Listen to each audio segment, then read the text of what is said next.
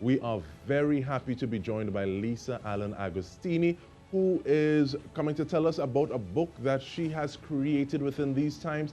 Some people might even say the title is very apt for the days that we are living in right about now, but we'll get into all of that momentarily. Hello, Lisa, how are you? Blessed and highly favored. Thank you very much. How are you? Working on it.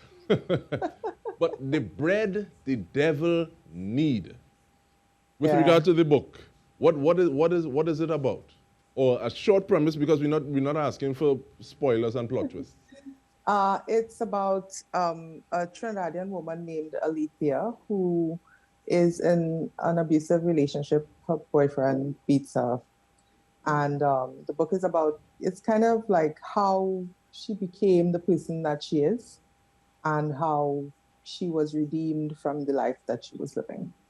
And I'm I mean, glad it's that not a Jesus book or anything, but I'm glad I'm but it glad is you a speak story of about redemption. redemption though, because there's some books, I think like Crick Crack Monkey, and there are others that leave you and you get to formulate your own opinion of what you think happened to the protagonist in the end. But I hear you talking about redemption, and we get into it in just a little bit. But in terms of time frame, what kind of time frame did it take? Because I'm also wondering whether or not you were writing last year, which would have been your writing during the pandemic. Well, I was writing during the pandemic, but not this. Okay. This manuscript was written years ago. As a matter of fact, I started writing it in a workshop led by the late Wayne Brown. So that'll give you a little bit of timing. It was a couple of years just before he passed. And so I had started writing it and worked on it, worked on it. It was never picked up. I submitted it a couple of times. Nobody tried, nobody wanted to publish it. And that's okay. The time was when they called for, when this publisher, Myriad Editions, is a UK publisher, an independent publisher, when they sent out the call for submissions last March, I was like, oh, that stuff, that stuff, that stuff, submit, and that's what I did. But I mean, I write constantly. Last year, I wrote short stories. I started 2 books. I wrote a lot of essays about Jesus, a lot of essays about Jesus, but I'm writing all the time. So I've been writing since the start of the pandemic. And some people say that the pandemic would make you find religion. You said you've written a lot about Jesus. But what does that mean? And I don't want you to give advice. But if you were talking to someone, by the way, and they say, how do you continue? Because you said no one picked it up and that's all right. What helps to drive you forward and keep you creating? What's that process like? Hmm. Well, for me, it's like you're asking me, so what makes you want to have an arm and keep using that arm? It's like, it's part of me. My creativity is part of who I am, part of how God made me, if you want to go there. And I consider my writing a gift that I have nurtured and, honed. But basically, I gave up. I want you to know that. I don't want to be like, oh, it was always wonderful. I gave up. I gave up because I felt I wasn't getting where I wanted to get. I felt like I wasn't getting the kind of recognition I wanted to get. Very hugely egotistical. And I gave up. I was like on the verge of stopping writing or stopping publishing, stopping seeking publication. And then I got a prize and I got invited to submit something to a really important, well, I consider it very important anthology. And it made me realize, okay, no, shut up and stop whining and just work. And I guess and part of the reason I asked that question is that many times there's a conversation of validation and adding value and where we as individuals derive that sense of worth from. Because some people, they need the trappings. You just spoke of it being egotistical. And some people say, okay, well, you need that piece of paper. Somebody else say, you're certified, you're good to go. And some people just do because that is who they are, that is what they are. And you can't tell someone like the wood carver who every day gets up and carves and does this and does that. You can't tell them that I'm not this because my actions speak for themselves. So that's why we ask the simple question, allow you to laugh at people, and so we can go forward. But also going forward though, this book is not necessarily written in standard English. Am I correct? Right. So the book is in two time frames. The main present time in the book is January 2005, and it's set in Port of Spain, right? So that, as you recognize, that's just before Carnival. So the police jump in town before Carnival. And the second time frame in it is like late 60s. So the main character is a child. And so those are flashbacks, and they're written in standard English, but most of the book is written in Trinidad Creole, like Aranguez East-West Corridor, Trinidad Creole. And I'll ask how important is that? And I will give a little context after I ask the question on the significance of being able to use that text and say, this is what I am using, this is how I'm expressing myself, or I'm expressing the words and thoughts and feelings of the protagonist. Well, the protagonist she knows she code switches. She does it on purpose when she's at work or when she's talking to people who she thinks it's useful to talk to them in standard English, right? So she like very many of us, code switches when she needs to. But her language is Creole. So when she is alone to herself and she's talking to herself, she talks to herself in Creole. So I felt like, since this is her story and it's such an incredibly intimate story, I'd first written it in standard English, and it did not work. It did not work. It did not work at all. So I scrapped it down and I went back. And when I started to write again, it was written in Creole and it worked. So I think she just needed to tell her story in her voice. No, I know Creole. You say that you're right, and this is what you do, and is like, not doing that is like trying to separate an arm on another appendage. But is it easy to look at your work and try to be as objective as possible and say, this is not working? You're going to have to break it down and build it back. It's terrible. It feels like you're trying to murder your children in their beds. It's awful. It's really awful, but it's so necessary because you have to be able to step back and say, look, this isn't working, let me try it differently. Or this isn't working, let me stop, walk away, spend 10 years away from it and then come back, because, you know, it's not a short game, it's a long game. But you have to have the courage to do that, because ultimately the work is better. And I don't want to sound like some great, like, ooh, she's the best or whatever. No. I also had a lot of help. Like, I was in writing workshops, and I'm always like in a writing workshop. I have mentors and I have readers who I send anything I write to. I send out articles, essays, books, everything I write, I send it out to a bunch of readers for feedback. And is it a matter? It's not a mysterious thing. It's like working with feedback, both internal and external. How big is it that you have people that you say, okay, well, you can trust to a level? Because sometimes you're saying that is almost feeling as though you're trying to murder a child in a bed.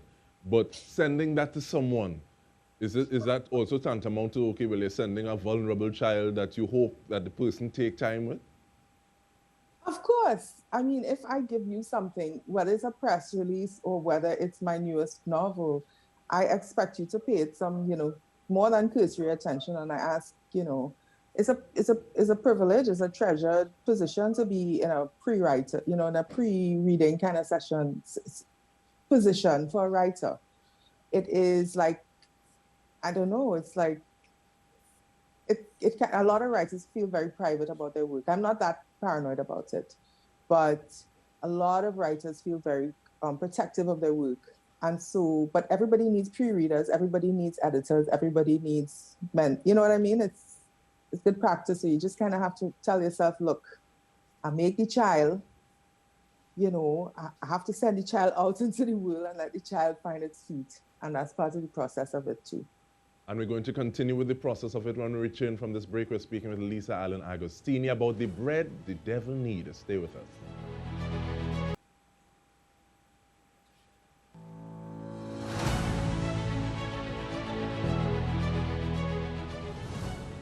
Welcome back. We are speaking with Lisa Allen-Agostini about The Bread the Devil Need, a book that is coming out. You didn't tell us the date yet, so I guess we'll start with that time.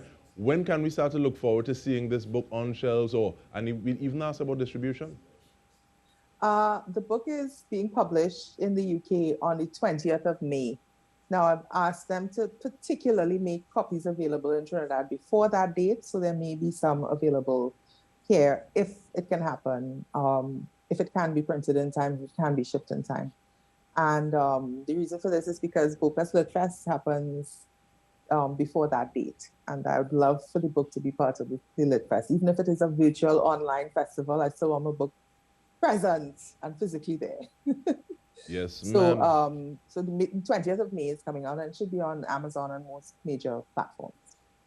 No, this is not the first novel that you've written. Is there a big difference between the first, second, and third? Or what are some of the markers? Do you look at this work and say, okay, well, I'm different now, or this is the way that I've changed my writing style, or what are some of those things that you think of when you look at the three novels that you've written? And I say novels as opposed to your entire body of work. The first novel I did is a sci-fi. It was at the time called Tween. This is 2008, and the publisher called it a tween novel. It's fairly short, and it's called the Chalice Project. And the style is a lot different from my more recent work.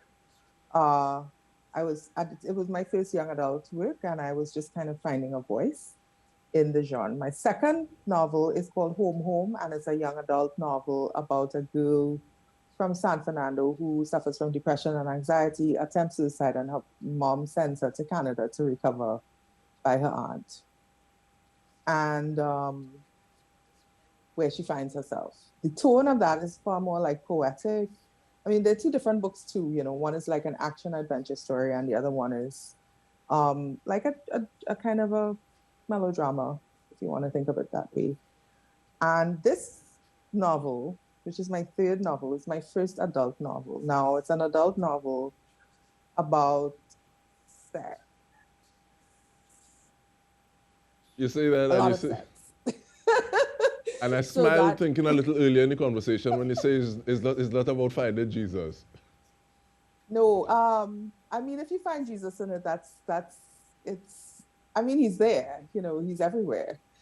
But the novel is really about a person who, like many people, uses sex as a way to escape, you know, and it's not moralizing. In fact, she is a character I describe as profoundly ambiguous, morally ambiguous.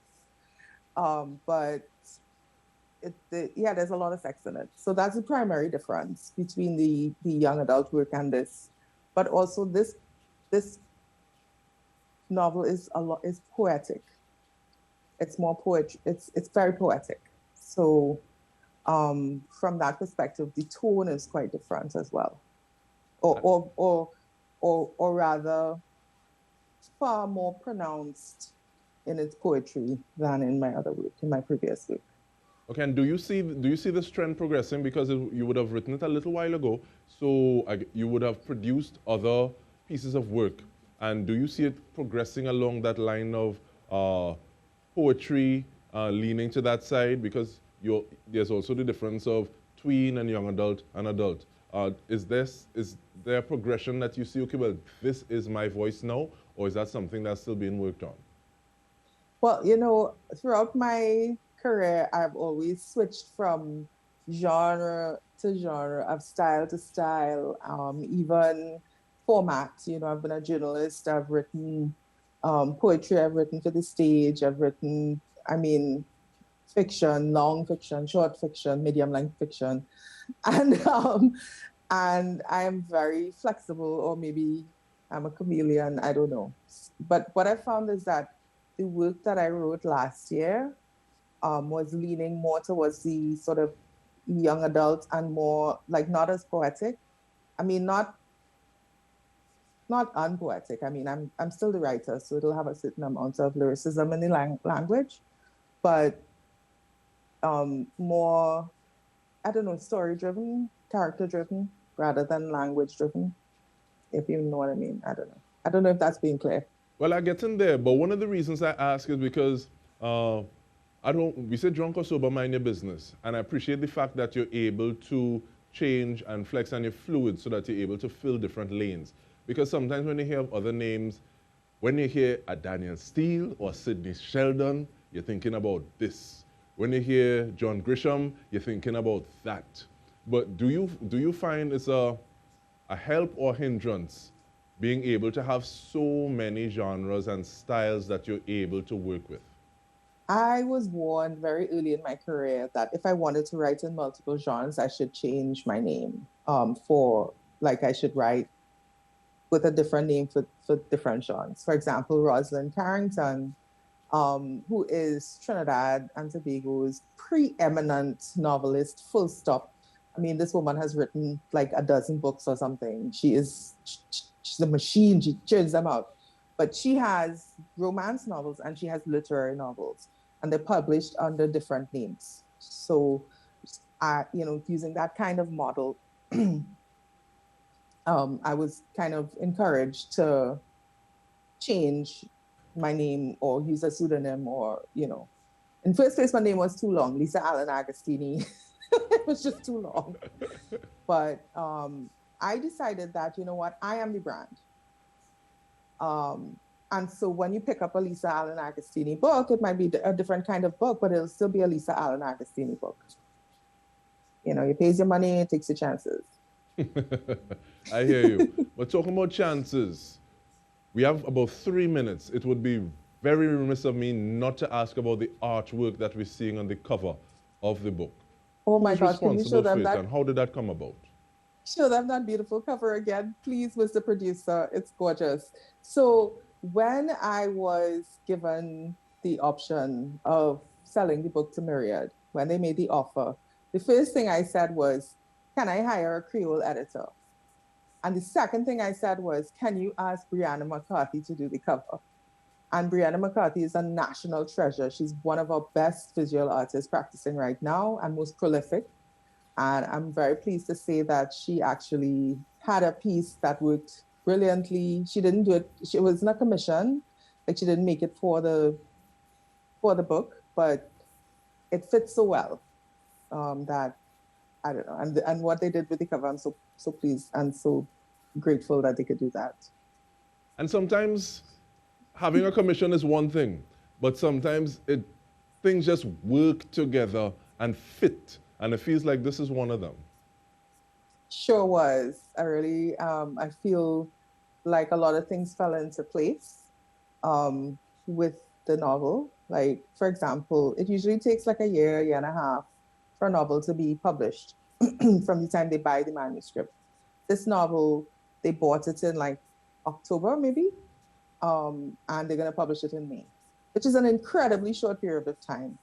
I'm still working on the edits, as in still working on the edits at this moment, so that it's a very compressed period of time. And for me, it says that God really wants this book out in the world, and I'm really grateful that he chose me to bring it out. And I hope people enjoy it and get something out of it, And we're right there along with you and thanking you for your time and the fact that you write. So, thank you. And we're looking for good things, and hopefully it happens before we have it available here before Bocas Lit Fest, so we could go past the beautiful cover and dive into the subject matter at hand. But thanks once more, Lisa. Lisa Allen-Agostini on The Bread the Devil Need. Remember, it's coming out generally in May. We hope to have it before on our shores a little before that. And we want to thank you so much on behalf of the entire news team. I'm DK Ronsa. Thank you for joining us, and have a good night.